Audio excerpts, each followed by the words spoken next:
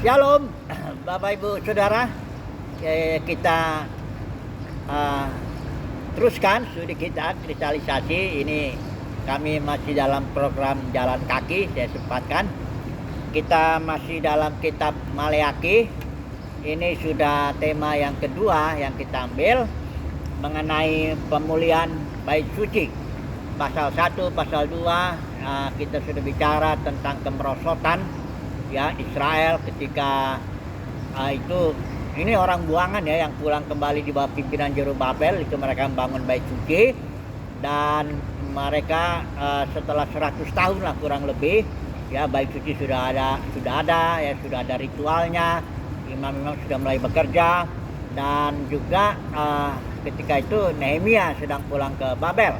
Jadi disitulah terjadi kemerosotan ya, para imam sudah mulai mengajar Taurat dengan cari untung, perjanjian Lewi dilanggar, dan korban-korban juga sudah mulai tidak benar ya. Bahkan kalau kita lihat di kitab Esra itu ada imam besar Eliasib yang memberikan keuntungan kepada Tobia dengan memberikan ruangan di bait suci dan sebagainya. Itu sudah kita bahas kemerosotan bait suci, dan saat ini kita masuk ke pasal 3, pemulihan bait suci ya. Perhatikan ya, saya hanya baca beberapa ayat saja di pasal 3 terkait dengan pemulihan ya. Barangkali kita akan menyinggung juga soal persepuluhan, karena ini ayat yang sangat terkenal yang biasanya ya dipakai oleh para pendeta di dalam konteks perjanjian baru ya. Dia comot itu ayat dan dia terapkan bahwa gereja masih ya, dan masih haruslah memperlakukan hukum persepuluhan. Sebenarnya bukan gereja, denominasi ya, karena kita tahu ya gereja itu dengan denominasi beda sekali. Oke lah, mari kita lihat dulu apa yang Tuhan lakukan dalam pemulihan baitnya yang sudah merosot itu. Mari kita baca dulu ayat pasal 3 ayat 1 aja, saya potong-potong, saya pakai YLT. Saya baca, lihatlah aku menyuruh utusanku dan dia akan mempersiapkan jalan di hadapanku. Dengan tiba-tiba Tuhan yang sedang kamu cari akan datang ke dalam baitnya, yaitu utusan perjanjian yang kamu rindukan. Jadi di sini dikatakan pemulihan bait suci itu artinya Tuhan akan mengutus ya utusannya. Dikatakan di sini utusan datang ke dalam baitnya, dan ini disebut utusan perjanjian. Nah, di sini kita lihat ada sesuatu, ini tentu menunjuk kepada Mesias yang akan datang ya untuk membuat suatu perjanjian yang baru tentunya ya. Yesus yang kita yakini itu Yesus tentunya, yang dimana di malam terakhir Yesus membuat perjanjian baru ya, dengan dia katakan simbolik ya, itu dengan anggur dan roti yang simbol daripada tubuhnya dan darahnya. Dan perjanjian baru itu disahkan oleh darah Yesus ya. Nah, itu utusan perjanjian datang untuk memulihkan bait suci ya. Tapi di sini dikatakan juga dia utusan itu datangnya ke dalam bait suci. Ayat 1 pasal 3 tadi yang kita baca itu. Artinya kita lihatlah dulu, ini kedatangan pertama Yesus lah ya ke dalam bait suci ya. Ketika itu dia di Yerusalem datang ke sana ke bait suci, dan ternyata dilihat bait suci penuh dengan perdagangan ya. Ahli Taurat, orang Farsi berdagang dia di situ cari untung. Caranya itu cari untung dia, karena orang Israel itu minimal 3 kali setahun dia harus datang ke bait suci dan mempersembahkan korban. Jadi nggak mungkin mereka bawa binatang-binatang dari kota masing-masing itu ya, terlalu jauh, sehingga mereka hanya bawa uang aja.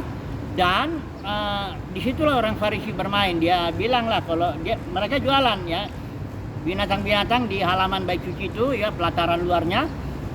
Dia bilang kalau beli binatang di sini itu sudah tahir, kami sudah periksa, katanya, kata para pemimpin itu ya, imam-imam itu. Kalau kalian beli di luar ya itu kami nggak tahu apakah tahir atau enggak. Tapi harga yang di dalam pelataran itu tentu lebih mahal daripada harga pasaran. Disitulah orang Farisi cari untung ya.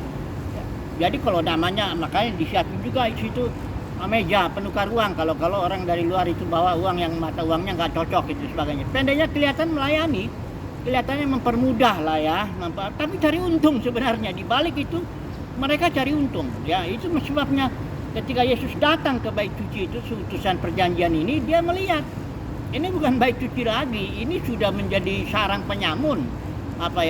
Karena tentu namanya uang bermain di dalam bait suci, pastilah orang main sikut-sikut apa semuanya. Ya, uang dan jabatan ini bikin manusia main sikut sana sikut sini supaya dia dapat apa kan? Dapat posisi, dapat uang, dapat kehormatan manusia. Nah, di sini Yesus bilang ini bukan bait suci lagi. Persoalannya yang tahu bahwa bait suci itu bukan bait suci lagi, tapi udah rumah penyamun. Yesus bilang, engkau jadikan rumah Bapakku jadi rumah penyamun. Itu cuma Yesus yang melihat. Orang-orang lain biasa aja.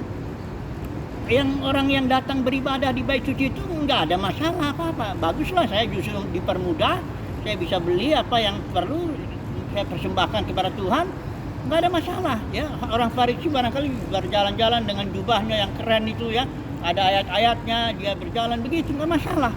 Tapi waktu Yesus datang, dia melihat ini nggak benar ini, ya, ada perdagangan di sini, ya.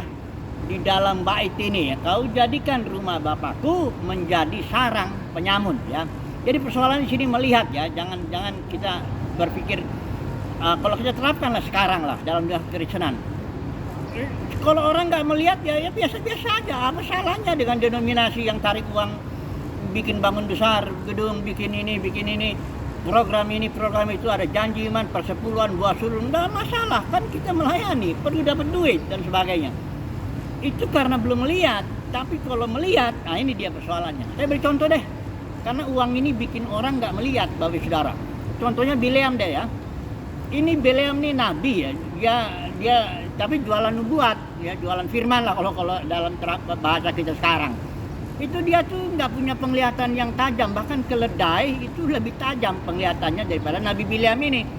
Waktu keledai itu jalan, itu Tuhan sudah bawa pedang mau nebas itu. Itu keledai udah nunduk, karena keledainya ngelihat itu ada pedang. Tapi ini si nabi yang udah kerasukan duit ini nggak bisa lagi lihat. Dia malah marah sama keledainya itu. 3 kali keledainya mau dibunuh itu sebenarnya itu keledai. Untung keledainya dikasih Tuhan, dikasih karunia bisa ngomong lah. Barulah itulah akhirnya barulah bilang tahu, oh iya. Karena uang itu ya, kalau orang udah kerasukan uang, cinta uang, cari untung dalam pelayanan atau apa, dia nggak merasa bersalah. Dia nggak tahu bahwa dia sedang berdagang, sedang mengambil keuntungan uang jabatan dari pelayanan, sedang memperkaya diri dalam pelayanan. Itu dia nggak tahu. Dia merasa aku diberkati, gitu. Malah ngomongnya begitu, diberkati apa semuanya begini. Padahal itu karena dia tidak melihat. Jadi persoalannya di sini melihat ya. Nah, Yesus masuk ke dalam bait suci, dia melihat.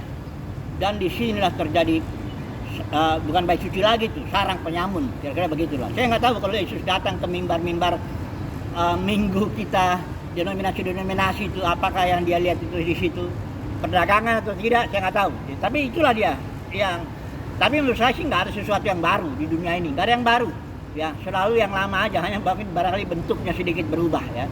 Tapi sama aja lah ya. Dunia kekristenan juga sudah banyak kok. Penuh dengan perdagangan, itu sudah fakta lah itu ya. Oke, yang kedua kita lihat berikut. Kedatangan di sini di ayat 2 itu bicara kedatangannya yang kedua, bukan yang pertama itu. Ya, biasa orang Kristen bilangnya begitu, yang kedua.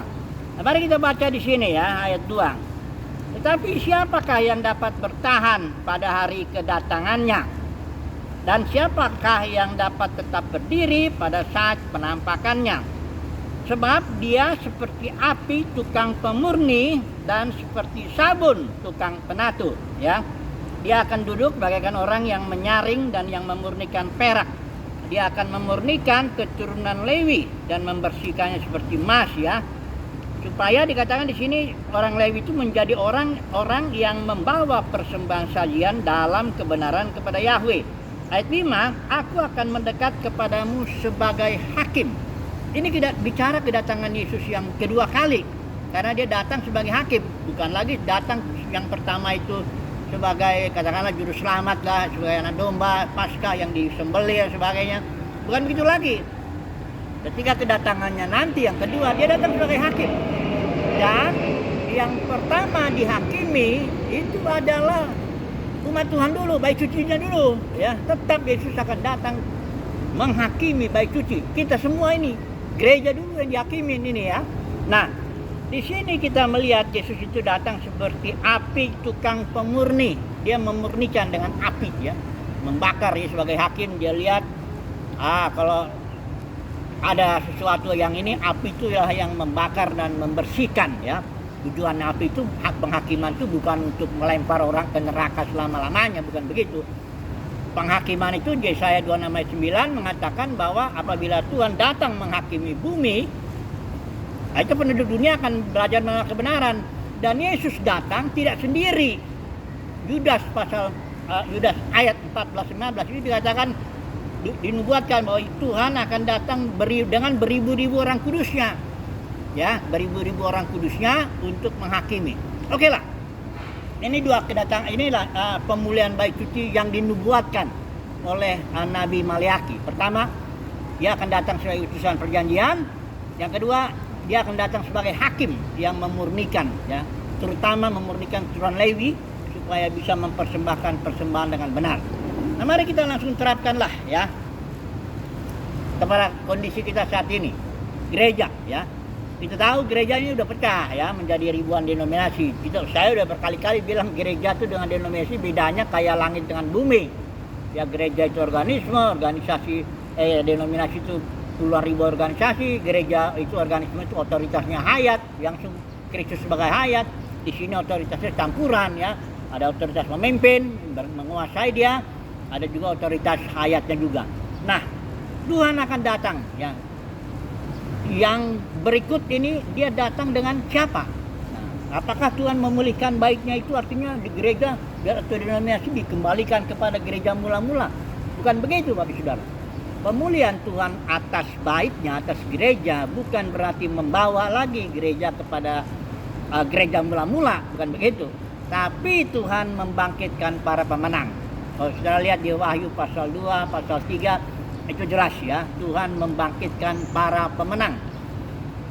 Dari 7 gereja itu representatif ya, 7 gereja ini dari seluruh gereja setiap zaman gereja itu digambarkanlah dengan 7 gereja ini di Asia Kecil itu. Nah, itu dari setiap gereja dipanggil para pemenangnya. Para pemenangnya dipanggil ya, dipilih ya. Jadi dalam Kristen ada banyak yang dipanggil, inilah orang Kristen lahir baru, percaya Tuhan, melayani dan sebagainya. Tapi dari antara yang dipanggil, ada juga yang dipilih. Nah, inilah dia yang kawanan kecil, yang kalau kita lihat dari Lukas 12:32, itu kawanan kecil yang kepadanya Bapa berkenan memberikan kerajaan surga. Jadi para pemenang ini bukan orang-orang hebat, bukan. Dia orang-orang yang mendapat kasih karunia untuk dipilih Tuhan supaya menjadi pemenang ya. Apa sih artinya pemenang ini kalau kita lihat dari Wahyu pasal 2 pasal 3, artinya apa sih? Artinya mereka orang-orang sederhana tapi tidak terlibat dalam 3 ajaran palsu yang berkuasa di situ.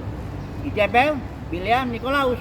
Ijabel itu para pemimpin rampas otoritas Yesus, Bileam itu dagang, Nikolaus itu menaklukkan kaum awam, membelah gereja menjadi 2 golongan. Ada pendeta, ada kalau Protestan ya, pendeta, ada jemaat. Kalau Katolik itu ada imam, ada umat. Dibelah keimaman orang percaya itu ya. Sementara Petrus bilang kan semua orang percaya imam. Oke lah. Saya mau tutup dulu. Sebelum ambil kesimpulan, saya mau bicara sedikit mengenai persepuluhan ini. Dan di pasal 3 ini disinggung lagi oleh Maleaki mengenai persepuluhan usaha orang Israel ya. Konteksnya ini dikatakan di sini dapatkah manusia merampok. Nah, caranya merampok menurut kita nggak usah baca lah ini. Ini semua ayatnya sudah sangat terkenal sekali. Sering dikutip ya. Dikatakan ya, tuh saya baca dulu sebentar ya di sini ya. Ayat yang ini aja deh ya. Ayat yang ke-10 ya. Bawalah seluruh persepuluhan ke dalam rumah perbendaharaan supaya ada makanan di rumahku dan sebagainya ya, dan ujilah aku. Jadi coba dulu kita terapkan dulu ke dalam konteks perjanjian baru mengenai persepuluhan inilah. Saya bicara saat ini dengan satu kesaksian lah ya, karena udah banyak juga saya bicara, bahkan saya udah nulis mengenai persepuluhan, mengenai buah sulung. Jadi saya mengenai ini mau bicara sekarang kesaksian lah. Jadi saya ini sangat menghormati seorang teolog lah yang sudah tua ya, kita tahu semua lah, Pendeta Stephen Tong lah. Karena pada waktu zaman saya masih kuliah tuh saya diperkenalkan lah, karena kami kan di Fakultas Teknik itu ya, kami dididik dibina oleh Perkantas, dan otomatis lah bahwa itu saya mengikuti lah semua seminar pembinaan iman. Saya ikutin Bible study-nya di situ. Zaman saya itu Paul Hidayat, semua saya belajar lah teologi reform. Itu saya pikir udah satu-satunya teologi yang udah paling apalah. Kemudian belakangan saya melihat di YouTube ini, ya, kalau Bapak Saudara bisa lihat lah di YouTube, Pak Stephen Tong bicara begini, persepuluhan itu milik Tuhan katanya. Orang Kristen harus kembalikan itu. Ya, barulah setelah itu kalau mau memberi, ya memberi. Tapi kalau sepersepuluh itu nggak dibilang memberi, itu memang hak Tuhan. Dengan kata lain, Stephen Tong katakan bahwa keimamatan Lewi yang berlaku untuk orang Israel itu, yang terikat dengan perjanjian Musa, itu masih berlaku dengan ke dalam perjanjian baru yang konteksnya sudah keimamatan Melkisedek. Kita tahu lah, kalau sudah baca kitab Ibrani lah ya, kitab Ibrani itu jelas itu membeda-bedakan antara perjanjian lama dan perjanjian baru ya. Sistem keimamatan Lewi dengan keimamatan Melkisedek. Kalau saya baca dulu ya, satu ayat dulu aja lah, atau beberapa nanti.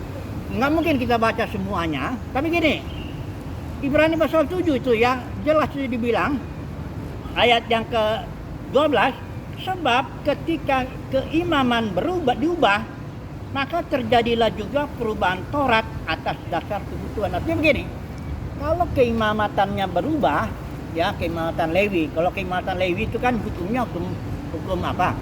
Taurat, ya. Ada hukum persepuluhan di situ. Tapi kalau keimamatan Melkisedek hukumnya itu berubah. Makanya Yesus bilang itu hukum kasih. Di malam terakhir Yesus bilang hukum kasih. Atau kalau di sini di Ibrani pasal 7 ayat 12-13 ini hukum hayat. Hukum roh pemberi hayat. Jadi bukan lagi memberi itu bukan soal sepersepuluh kalau dalam keimamatan Melkisedek. Tapi memberi itu dasarnya kasih, kerelaan. Ya, makanya surat Korintus banyak bicara soal itu. Memberilah masing-masing sesuai kerelaannya. Jadi saya heran juga gitu, seorang teolog sekelas Pak Stephen Tong yang saya hargai, toto bicara seolah-olah nggak ada bedanya keimamatan Lewi dengan keimamatan Melkisedek, ya kayaknya sama aja loh. Jadi bagaimana? Apa kita suruh mundur lagi? Apa kita harus lagi berlaku seperti orang Israel di bawah keimamatan Lewi? Bukan, ini sekarang makanya di sini di Ibrani inti pasal 8, inti dari segala kita bicarakan kata penulis Ibrani adalah kita punya imam besar menurut aturan Melkisedek, dan imam besar kita itu menurut dia itu perintis, artinya kita akan mengikuti perintis itu. Kalau imam besar Lewi itu nggak boleh, dia bukan perintis, dia kalau masuk ke bait suci sekali setahun itu nggak boleh diikuti oleh siapapun ya. Tapi kalau imam besar kita Yesus Kristus itu menurut aturan Melkisedek dia perintis, artinya dia masuk ke dalam ruang maha suci menyatu dengan Bapa, kita juga ikut ya. Jadi saya heran, betul-betul saya nggak habis pikir lah. Jadi kalau udah Pak Stephen Tong bicara begitu, buat apa lagi lah? Yang tentu yang lainnya udah pasti lah. Ya, teologi reform bicara soal persepuluhan. Ini yang jadi kesaksian saya dalam hal ini ya sudahlah. Jadi saya pikir begini ya, persepuluhan ini kayaknya bukan soal teologi. Tapi kalau orang memang udah dapat gaji per bulan dari persepuluhannya itu, sudah makan dari persepuluhannya itu, dapat jabatan lagi, dapat kemuliaan manusia lagi apa semua, sudah pastilah dia mempertahankan hukum persepuluhan itu. Jadi bukan soal teologis, tapi soal perut, soal kebutuhan, soal duit, soal keinginan daging, jadi begitu. Ya nggak usah lagi diperdebatkan memang kadang-kadang ya soal persepuluhan, tapi kadang-kadang gatal juga gitu ngomong. Ya jadi inilah kesimpulan. Jadi oke lah. Jadi mengenai persepuluhan saya bilang udahlah. Bagi orang yang melihat, ya melihatlah bahwa kita sekarang dipimpin oleh imam besar menurut aturan Melkisedek. Kita enggak lagi dipimpin oleh keimamatan Lewi. Tapi kalau yang masih mau ngikutin persepuluhan lah, buat suruh, silakanlah. Ya, kita hanya mengikuti imam besar kita menurut aturan Melkisedek sebagai perintis. Kita juga akan mengikuti dia, begitu ya. Oke, kesimpulannya jadi bagaimana pemulihan bait suci? Yang pertama, bahwa Yesus akan datang nanti dengan para pemenangnya. Untuk apa? Untuk menghakimi gereja, untuk menghakimi umat Tuhan. Supaya apa? Supaya gereja dipulihkan, supaya dapat dia mempersembahkan persembahan dengan benar. Bagaimana caranya penghakiman itu? Api itu penghakiman itu. Jangan cuma pikir penghakimannya jangan main-main dah. Itu api penyucian ya. Dalam arti ya saudara bisa tahu lah, kertak gigi, ratap gigi juga ambil di dalam itu ada ya. Oke lah, jadi ini kesimpulannya bahwa bait suci pasti dipulihkan, tapi dipulihkan oleh Yesus dan para pemenangnya. Haleluya, amin.